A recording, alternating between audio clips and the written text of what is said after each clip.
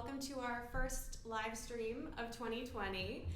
We're here at SurveyMonkey's headquarters in San Mateo, California. My name is Wronski. I work on our research team here. We have two really great guests today. You want to introduce yourselves? Sure. I'm Rhonda Hughes. I'm the Director of Social Media at SurveyMonkey. Hi everyone, my name is Ting and I lead product marketing for LinkedIn Pages and LinkedIn Live. So typically we use these live streams to talk about new survey data that we're releasing with different media partners, industry trends, workplace trends. Today we're going to do that, but we have a fun little twist on it. So Rhonda is our Director of Social Media. She's typically kind of behind the scenes, and she's a lot of the brains behind the content, and in this live stream in particular. We have Ting here from LinkedIn. She knows everything about LinkedIn and live streams and the goal behind these sorts of presentations. And so today we're going to talk about data that we have, new survey data on how businesses and brands want to interact with their customers and how customers and employees want to interact with brands themselves. And then we'll have these two talk a little bit about tips and tricks on how to do that well. And so we have a lot to go through. So let's jump in. So first of all, let's just set the stage. In a SurveyMonkey survey last year, 82% of people across the country report using social media of some sort. So if you're watching this right now, you are on LinkedIn, you're using social media. There's obviously Facebook, Twitter, lots of other platforms. Can you talk a little bit about social media trends and what people are doing to engage with customers on the platform? Yeah, happy to talk about that, Laura. And you bring up a really good point on how people are using social media on LinkedIn. And a common question I get is like, what's a typical member profile, right? They want to understand their audience and who's typically logging on to LinkedIn. And what I'll say is that there is no real typical member profile. Really, the member demographics span a huge range in terms of age, where they are in their career, what their objectives are. We're seeing people come to LinkedIn for all kinds of reasons, not just for job-seeking purposes. And so people will often log on because they want to maintain their network and they want to stay in touch with close colleagues. They'll also just come to learn on LinkedIn so that they can be even more informed to do a better job in their current role. And oftentimes people come to LinkedIn to just learn about news. It's often actually becoming a primary news source because people find the content to be very trustworthy and high quality. And so those are just some different ways that people are using LinkedIn that's different from what we've seen. And just in terms of like overall trends, we're actually seeing incredible growth in the number of members and organizations that have a presence on our platform. In terms of members, there's actually 660 million professionals on our platform today, and the key is that they're engaging. The engagement rate of members with each other and with brands has actually increased 30% year over year, which is very significant. And in terms of the number of organizations that have a presence, there are now over 50 million pages on LinkedIn, and that's actually 60% year over year growth. And these organizations aren't just creating a page, forgetting about it. They're actually really intentionally engaging. Can you explain what a page is for everyone? Yes, that's such a good call. So a page is essentially the equivalent of a profile, but for organizations. And so if you want to promote your products or services or build your brand, you do so through a page. You're probably following SurveyMonkey's page, and that's why you're saying that. If you're not, you should be following. Absolutely. You can learn all kinds of content. You can engage with the brand. Yeah. And if you were to ask me, like, what is behind all this increased engagement from brands and from people on the platform, I would say that overall, people are starting to realize, both members and brands, that LinkedIn is a very differentiated media platform. The quality of the content, the quality of the engagement is really differentiated because it comes down to the members that come to LinkedIn. They come here with a very different intention of wanting to learn, of wanting to elevate themselves. And so when they engage with each other and with brands, it's a very different kind of experience. And so any kind of content you put out is just going to get a much better, I would say, reception rate, and the quality is going to be unparalleled. Rhonda, can you talk a little bit about the SurveyMonkey page and kind of speaking to Ting's point, how do you create content for the LinkedIn page, or how do you decide what you're going to do with that resource? Yeah, I mean, I can just say, based on what Ting is saying, we're seeing the same thing from a brand standpoint. So I would say LinkedIn is one of our healthiest networks, our most engaged networks, due to a lot of what our social media manager does with the really fantastic content. I'm pointing because she's over there behind the scenes. We've also seen this from employees themselves. So we actually did a survey to all SurveyMonkey employees. Imagine that, a survey to our SurveyMonkey employees, where we asked them what social networks are they active on and what do they use social for? What are they hoping to get out of it? So it was really surprising to me that we saw that number one in terms of use was LinkedIn at 87%. followed by Facebook, which was 82%, and Instagram by 74%. And then we asked what people are using social media for. Number one was connecting family and friends, which makes sense, 86%. Entertainment was number two at 81%, and then a fast follow, connect with work peers and professionals came in at 73%. So very consistent with what you're seeing. From a brand standpoint, to your question, what you were asking about, the way that we try to approach it is very audience first. So thinking about who are you and what are you trying to get out of this specific channel, because every social channel is very different. What you're doing as a member of Instagram versus LinkedIn versus Twitter is very different. And so if you first come at it from that approach, then you think about, to your point, what you're saying, people are trying to learn. So the inspiration behind this LinkedIn Live series, which we started back in May as part of the beta, was to take this wealth of data that we have access to talk about not just the trends, but use it as a jumping off point to talk about what do you do about it? What does this mean to the world at work? We bring together a few experts on whatever the topic is and talk about those really practical things. Like, what does this mean to me as a manager? What do I actually do? And so that is this whole series in kind of a nutshell, and something that we can continue on a mostly monthly basic going forward. So for our content, we've tended to focus on workplace data. So we did, the first live stream that we did was with Lean In, where we shared data on mentorship at work and the gender differences between men and women at work. We've done a LinkedIn Live with CNBC, where we talked about workplace happiness, what makes people happy at work. We did one with Fast Company, where we talked about innovation at work. So that's the sort of content that is appropriate for LinkedIn. What sort of content do you see doing well on LinkedIn? Are there different, does it depend on the brand? Does it depend on the company? Are they trying to engage with different types of people? Yeah, what a great question. And just to really play back, I think everything you've been saying, you guys, first of all, have been doing an incredible job with live streams. And your question is largely around how do you excel at it in the way that you guys are? And so I will share with you some of the tips that I've seen. Okay. And just start with some context that live streaming on LinkedIn is actually our fastest and most engaging content type. And when we first launched LinkedIn Live a year ago, we just wanted to learn to see how brands like yourselves and members would actually interact, and would they actually consume the data? Would it be different than what we're seeing on other platforms? And I have to say that fast forward a year later, it's been pretty incredible, the amount of organizations that are really taking advantage, and I would say the unique quality of the streams. It really is a bit different. And I can give you some examples of some very different use cases that are very powerful on the platform. The first of which is basically hosting Q&As and panels with your executive team. Members really love being able to have a front row seat and build a relationship with those that are at the brands that they are personally invested in and ones that they really admire. And so anytime if you do a live stream, if you have a chance to get your executive, your leadership team in front of your audience and treat your digital audience as if they're actually in the room, that's going to be, I would say, live stream gold. People love that, and there's been so much engagement. A great example is when Ariana Huffington did a live stream with Thrive Global, and basically took questions directly from the comments, and there's so much engagement with that. So that's one example.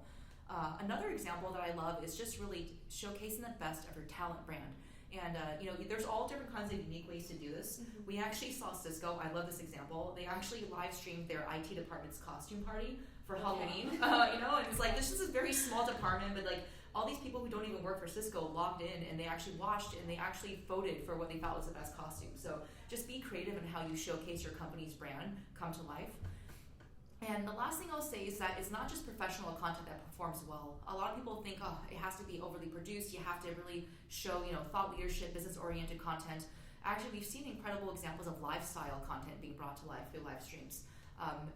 Two examples that I personally love are when Louis Vuitton and Christian Dior live streamed fashion shows onto LinkedIn. Cool. And it really stood out if you think about it in the feed. And actually, their engagement levels were actually record-breaking even compared to other platforms.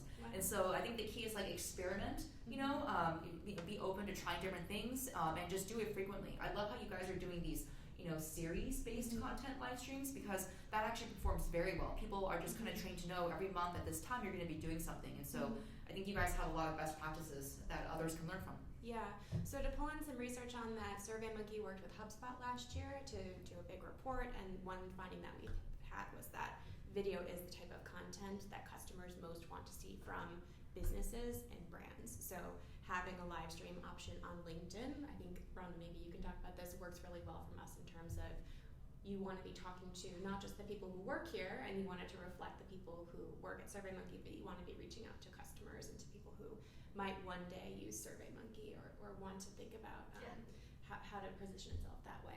Yeah, we think, definitely the audience we think of first is customers, because we're a SaaS business. You've got that reoccurring, like our job is to educate, inspire, and celebrate you. Fast forward on that would be employees and prospective employees, because that is a big piece of what we share. So we've got a few different content series that are geared towards more of what we call SurveyMonkey Life. I think that's pretty common, the life hashtag type stuff. We've got every Friday we share the Meet the Troop type of content that just showcases a different individual that works here and kind of the things that they do within their role. Yeah, so it highlights kind of the actual people who are here. Yeah, I think for live stream and video as a whole, we've definitely seen that video is king across all platforms, and I think it goes back to engaging people within the feed and doing so in a way that's super digestible. I don't have to read anything.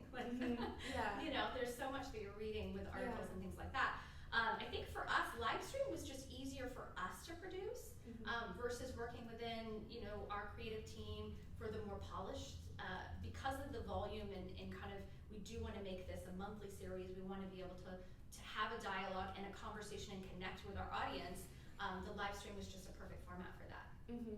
So what are the sort of metrics, maybe Ting or Rhonda, both of you can answer this question, what are the sort of metrics that you're looking for when you're putting a video up online or when you're looking at LinkedIn's different user metrics? What are the things that indicate that video is working here? Just the number of views or the number of comments that you get? And maybe I should also say that if you're watching this right now and you have comments for us or questions, we're happy to answer them.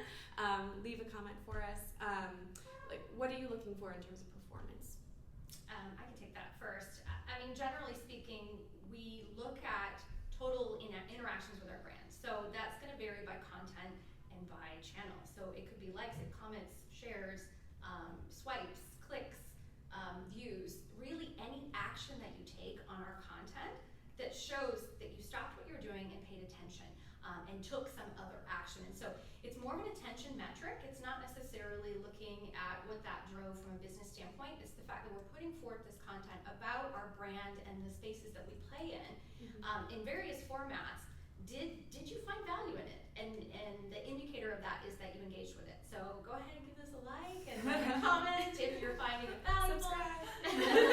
Follow the page. Follow the page, all of those sorts of things, because we'll start creating more and more of that. And so that's how we kind of look at what is top performing content. I would say, I was just sharing some of the insights for our last year kind of top performing content, and live stream was number 1 and 2 for LinkedIn, which was really great.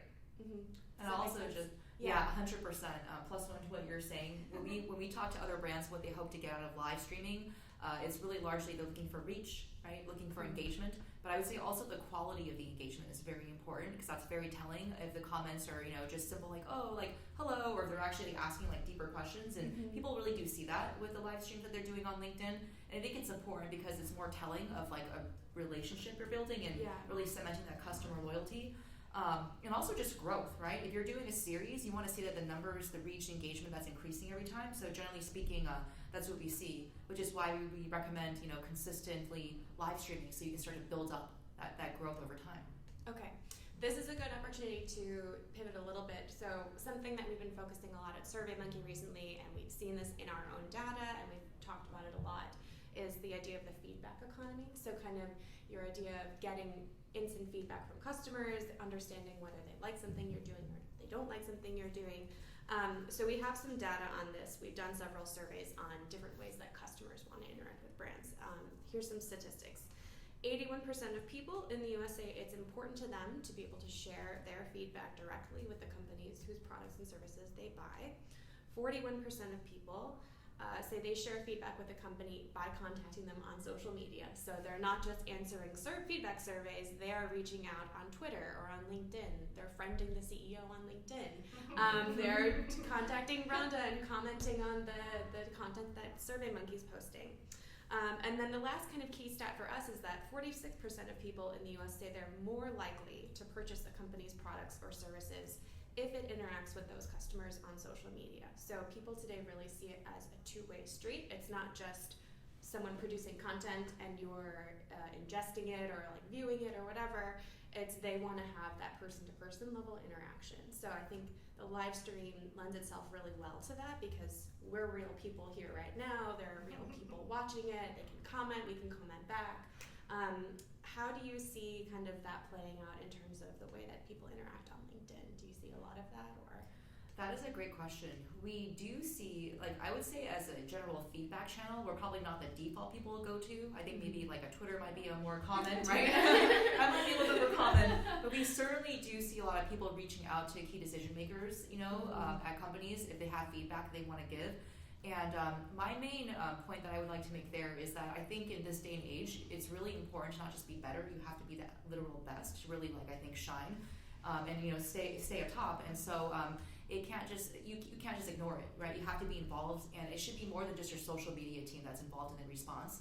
And like oftentimes that feedback that they have is nothing that team has control over. So really your entire team has to be involved in the response, whether it's a product manager or someone in the marketing team. Like, you have to kind of together have a response that's broader than just that individual in social. I think that is actually going to help companies win, because customer support, like, I don't think that users or customers of products think of themselves as like, oh, I'm going to customer support team. There's like, I'm talking to the brand, right? And so that response has to be on point.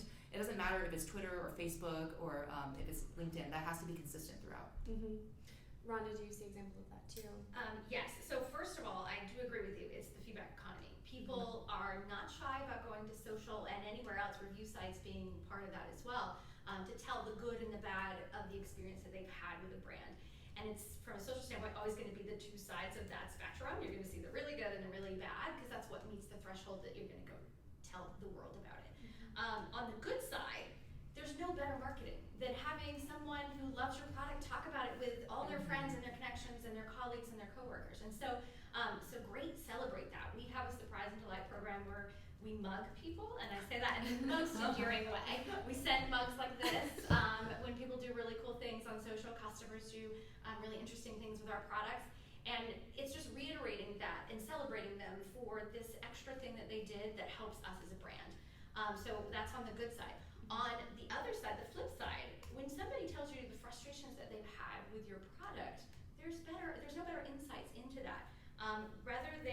Whether that's valuable insights and information. I think there's a book called Hug Your Haters by Jay Baer, and I really love that kind of hug your haters kind of mentality, is that people are going to be talking about your brand, and whether you're listening or not, that has impact on how people experience your brand and what that looks like from other people's standpoint.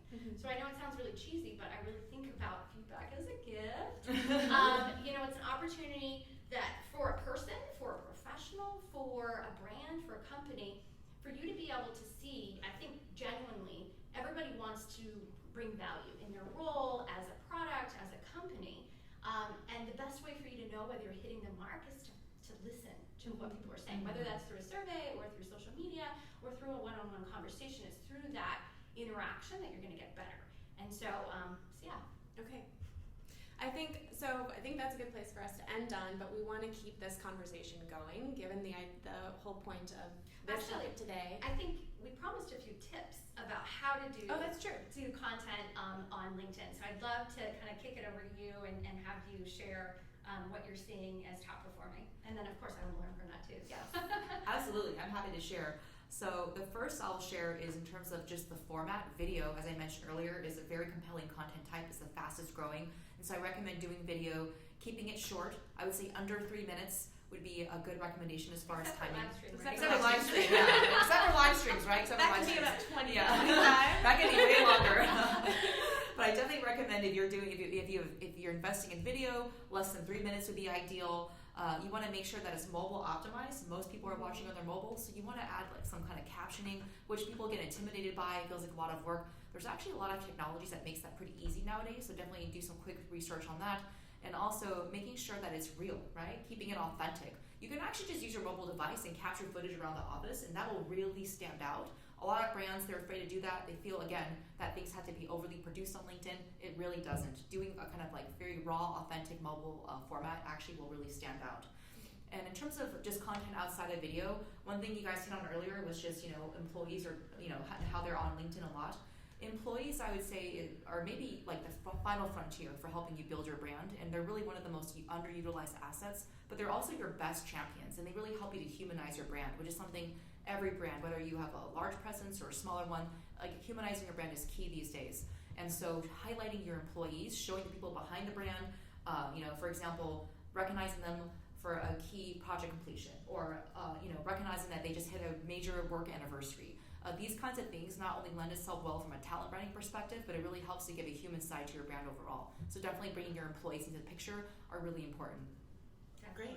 That's good to share. Do you have any of your own tips? I would just say the same thing as you, telling the story through the eyes of the brand. That could look like, when you have a product launch, showing the team that's the one who worked on it. Yes. Because then it's that recognition as a human, and then people see the people behind the brand. People do business with people, and so I think that's a really good thing. And then you touched on something about activating your employees. I think there's so much opportunity with just enabling employees, and we've got a program internally here where we provide education and enablement around how to use social media to connect and learn and grow professionally, because people don't necessarily think about it that way.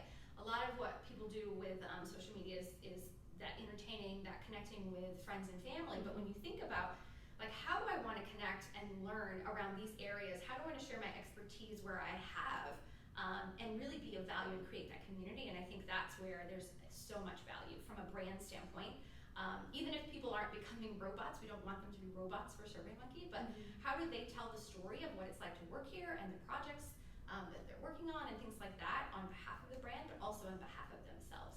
Yeah, and one thing I'll just say is that there's a lot of ways for you to highlight your employees through your LinkedIn page, and so just spend a little bit of time poking around. There's a lot of features that you can use for free that will really help to highlight the people that are behind all the work that you guys do. That's great. That's great advice. So we want to hear from you in the interest of having a feedback economy here.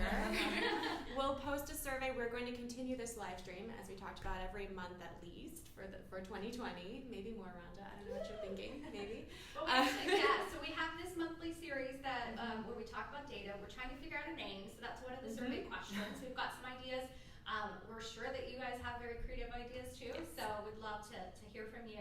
We're also going to be kicking off, and this is hush secret. We're going to be starting a new series around CX thought leadership in February. So stay tuned. Make sure that you're following our page for more details on that. So great.